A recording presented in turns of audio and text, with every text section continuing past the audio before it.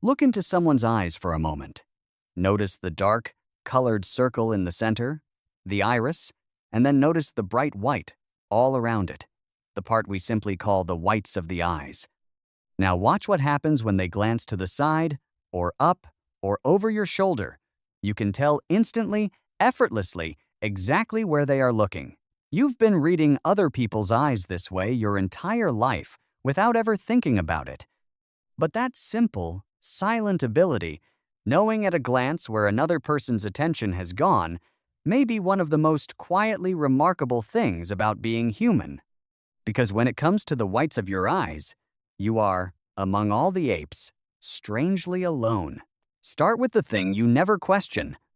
The visible white of your eye is called the sclera, and in humans it is pale, exposed, and set against a darker iris, which makes the direction of your gaze incredibly easy to see. From across a room, you can tell whether someone is looking at you, or just past you, or at the clock on the wall behind your head. That contrast between the bright white and the dark center works like an arrow, broadcasting exactly where your focus lies. It feels so basic that it's hard to imagine eyes working any other way. And yet, among your closest relatives, they mostly don't. Look into the eyes of a chimpanzee, a gorilla, or most monkeys, and you'll find something different. In many primates, the sclera is darker, often brownish, and blends in with the iris and the surrounding skin. Their gaze is camouflaged. It's genuinely hard to tell exactly where a chimpanzee is looking just by watching its eyes. You have to watch the whole head turn. In a landmark comparative study, the Japanese researchers Hiromi Kobayashi and Shiro Kohshima examined the eyes of many primate species and found that humans stood out dramatically. We have unusually exposed, pale sclera, and the outline of the human eye is stretched wide and horizontal, exposing even more white to the sides. Where we point our eyes is written plainly for everyone to see. Almost nowhere else in the primate world is it so open. So here is the mystery. Why would evolution ever make an animal's gaze so easy to read? Because think about what that means. Everywhere else in nature, revealing exactly where you're looking can be dangerous. A hunting cat doesn't want its prey to know it's being watched. A prey animal doesn't want a predator to know it has been spotted. A rival doesn't want you to see what it's eyeing. In a competitive world, hiding your gaze is an advantage. It's the reason we admire a good poker face. Dark, camouflaged eyes keep your intentions secret, and for most animals, secrecy is safety. So an ape that suddenly advertised its every glance, broadcasting its attention to the whole world, seems to be doing something almost recklessly against its own interests. Unless, of course, it lived in a world where showing your gaze wasn't a weakness at all, but a gift. That is the heart of the leading explanation, an elegant idea known as the cooperative eye hypothesis, developed by researchers including Michael Tomasello, working alongside the findings of Kobayashi and Kohshima. The argument goes like this. Visible eyes only make sense in a species that is deeply, unusually cooperative. If the creatures around you are your allies, your family, your teammates, and your teachers, rather than your rivals, then showing them where you're looking becomes enormously useful. You can silently direct a companion's attention. You can follow theirs. Two people can coordinate a task, share a discovery, or teach and learn, all through the quiet dance of the eyes. In a cooperative species, an easy-to-read gaze isn't a vulnerability, it's a communication tool. And so, the hypothesis suggests, as humans became ever more social and cooperative, natural selection favored eyes that revealed their gaze rather than hiding it.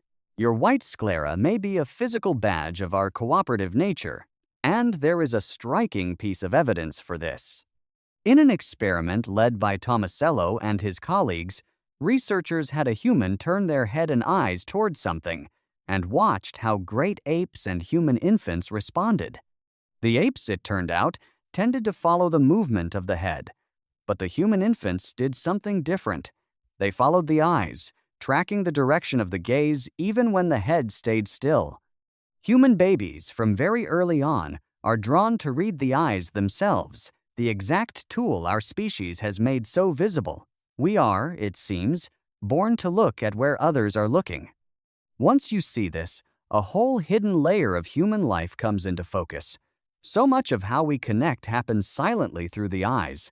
A quick glance can send a message across a crowded room. A parent can look toward a toy, and a baby will follow that look and reach for it. We catch each other's eyes and know we are sharing a moment. We feel it keenly when someone won't meet our gaze, or when a stranger's eyes linger too long.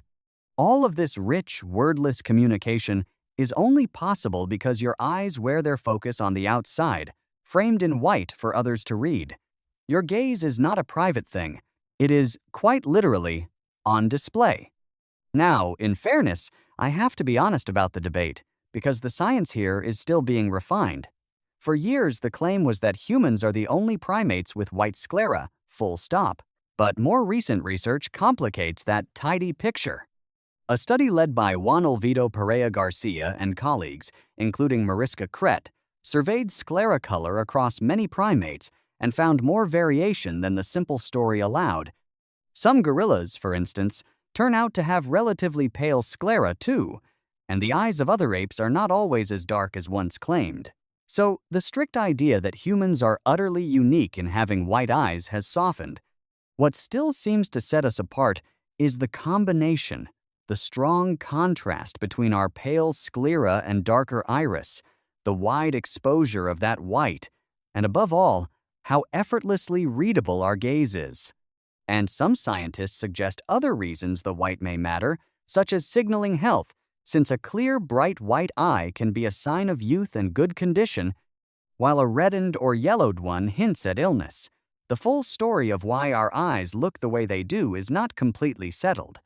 But the cooperative idea remains powerful because it fits so much of what makes us human.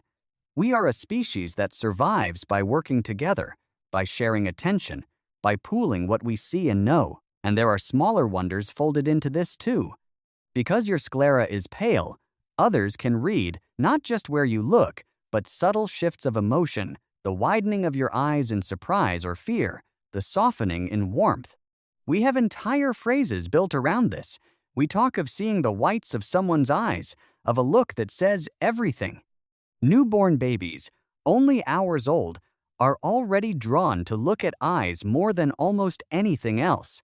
Your eyes are among the very first things another human ever studies, and among the last they remember. So the strange, beautiful truth is this. In a world where nearly every other creature hides its gaze to survive, you do the opposite. You broadcast yours. You wear your attention openly on your face, trusting the people around you to read it, and to use that knowledge with care rather than against you.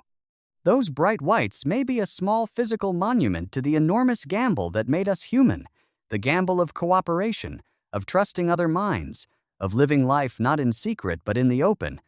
So the next time you look into someone's eyes and notice the dark-colored circle in the center and the bright white all around it, and you find, without the slightest effort, that you know exactly where they are looking, remember what you are really seeing, not just an eye, but a signal, an ancient offer of trust written in white, the mark of a creature that chose to share its gaze with the world.